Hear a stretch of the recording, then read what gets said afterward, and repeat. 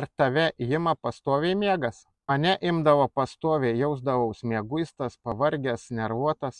Kai pradėjau kokybiškai maitintis, gaudavau pakankamą kiekį angliavandenių, vitaminų, baltymų, tai atsirado ir nuotaika, atsirado ir jėgų ir išlipdavau iš fūros pasivaikščioti.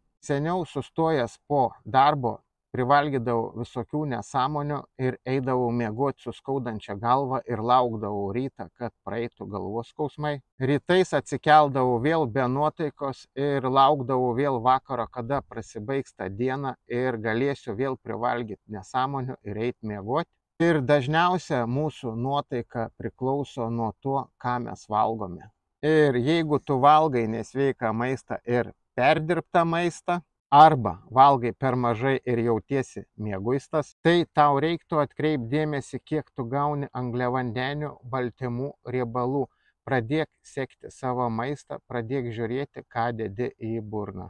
Ir nepamiršk įtraukti į savo meniu daug daržovių ir vaisių. O aš Irmantas iš Lion Fitnessas ir visko, ko tau reikia su sporto programom ar subalansuota mityba pas mane.